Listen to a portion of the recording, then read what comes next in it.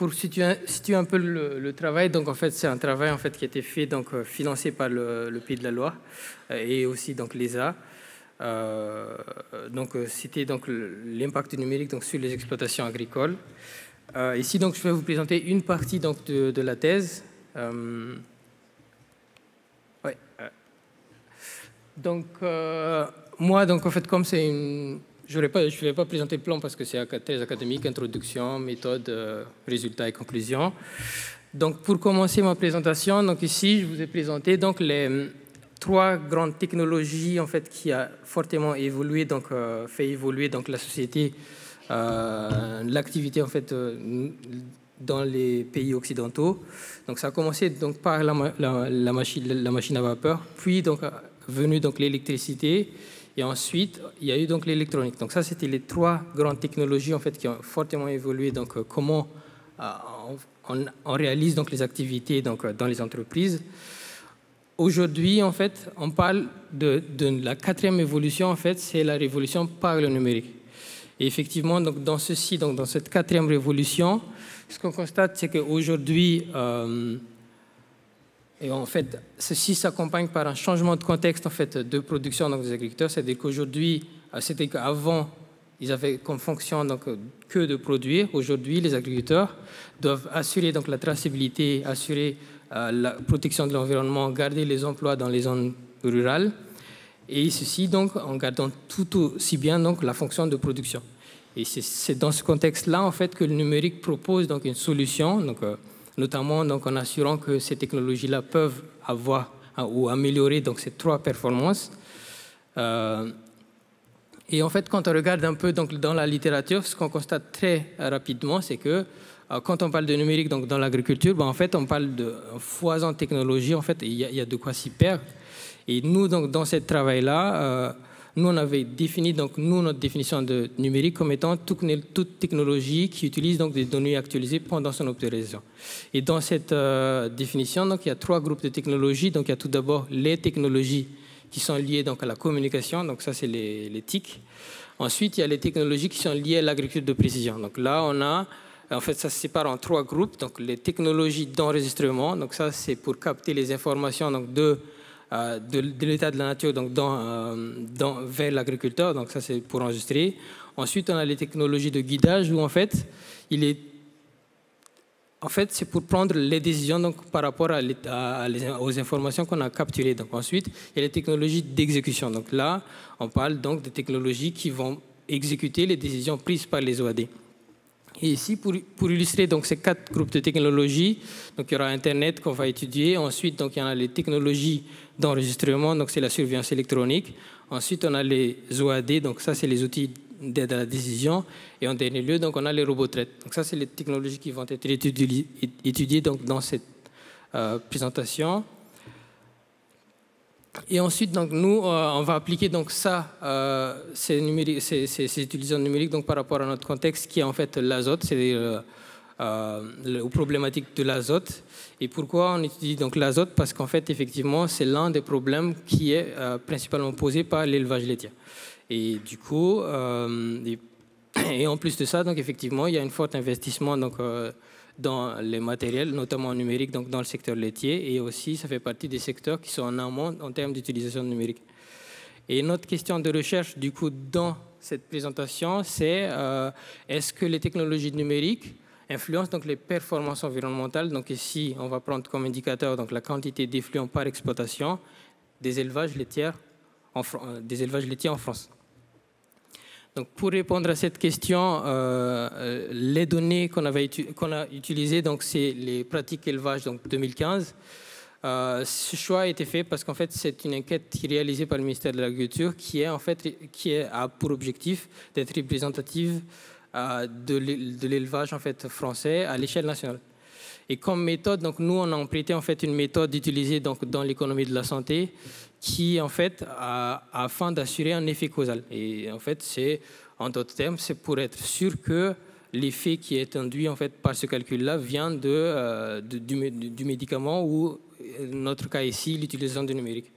En gros, c'est une méthode en fait pour assurer que ce qu'on compare effectivement c'est quelque chose qu'on peut comparer donc au sens économique du terme. juste donc pour voir les caractéristiques des exploitations qu'on a utilisées. Donc ici, on a une corrélation, c'est-à-dire que ce n'est pas une causalité, en fait, on a une corrélation. En gros, on compare donc par rapport au groupe d'utilisateurs d'Internet et par rapport à ceux qui n'utilisent pas, le nombre de vaches laitières, la quantité d'alimentation, la SAU, la production par vache. Et ce qu'on constate, c'est qu'effectivement, lorsqu'on regarde la corrélation, c'est qu'il y a une forte corrélation donc, entre la taille et aussi l'utilisation du numérique. Ça répond à un tout petit peu donc, à la question qui a été posée par l'étudiant tout à l'heure. Ensuite, par rapport à ces corrélations, donc, nous, on va essayer d'inférer donc, la causalité. C'est-à-dire, est-ce que l'utilisation numérique impacte donc, sur les fluents. Et en utilisant donc, notre méthode qui est le CIM, enfin, pour assurer donc, un effet causal donc, dans cette étude. Et nous, ce qu'on constate, donc, si on compare donc, les groupes d'utilisateurs d'Internet, RoboTrade, OAD et puis les surveillances électroniques, ce qu'on constate donc, pour les lisiers et pour les fumiers, donc, soit on regarde par 1000 litres de lait en total, ben, en fait, ce qu'on constate premièrement, c'est que oui, ce qu'on constate, donc, les technologies donc, de communication, donc Internet et puis les surveillances électroniques, aujourd'hui, on n'a pas encore, enfin, il n'y a pas d'effet significatif donc, sur les performances. Ça veut dire que le fait qu'un agriculteur donc, utilise Internet ou utilise donc, des outils de surveillance électronique, ça n'a pas d'effet sur leur production de lisier ou fumier. Ensuite, deuxième résultat, c'est que si on regarde donc, entre le groupe utilisateur, donc RoboTrade, ben, en fait, on voit très clairement que les utilisateurs de RoboTrade, en fait, ils produisent énormément de lisier donc, par rapport à ceux qui n'utilisent pas. Et ça, c'est parce que l'utilisation de RoboTrade, c'est très souvent en fait, accompagné en fait, d'un changement de pratique de production, ce qui fait qu'il y a une augmentation de production. Et quand il y a une augmentation de production, ben, en fait, on a une augmentation des effluents derrière.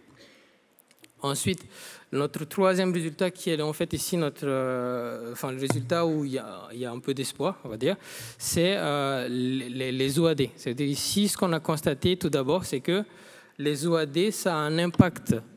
Donc, quand on regarde donc, la quantité d'effluents en fait, des utilisateurs d'OAD et les non-utilisateurs donc, des OAD, ben, en fait, il y a un effet significatif lorsqu'on regarde l'efficacité, c'est-à-dire le rendement par 1000 litres de lait. Ça veut dire que l'OAD améliore, c'est-à-dire arrive à réduire la quantité d'effluents produits par les éleveurs si on le regarde par 1000 litres de lait. Mais ce qu'on constate aussi en plus de ça, c'est que si on regarde l'effet à la sortie, c'est-à-dire l'effet total à la sortie de l'exploitation, en fait, cet effet est dilué.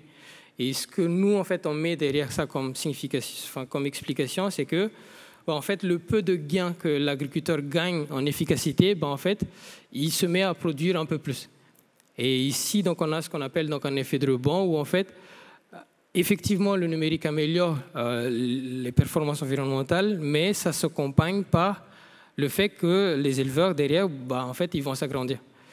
Et au final, la société n'arrive pas à avoir un bénéfice net donc, de ces technologies numériques. Et donc voilà donc, où ça en est donc, ce travail-là, où effectivement donc, on a regardé à peu près donc, les 4 technologies.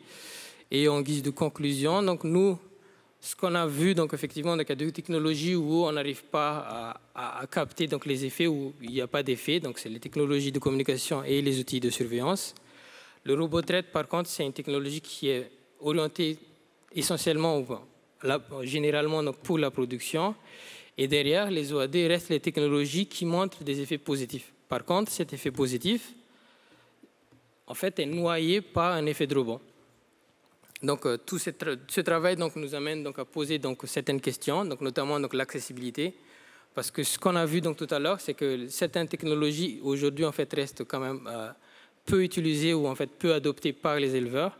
Et ça, en fait, ça pose la question, est-ce que c'est par rapport au coût, est-ce que c'est par rapport à l'accessibilité en soi, en fait, ou le niveau d'éducation, niveau de complexité de l'utilisation des logiciels qui l'empêche. Mais ça nous amène à poser cette question. Et ensuite, la deuxième question, en fait, qui est posée donc, à la fin de ce travail, c'est effectivement l'effet donc, sur les autres ingrédients. Là, on a regardé donc, sur l'azote donc, via l'effluent. Par contre, il faut se poser des questions, notamment donc, sur le carbone, sur le cycle de l'eau, etc. Merci beaucoup, Ghislain Justinia.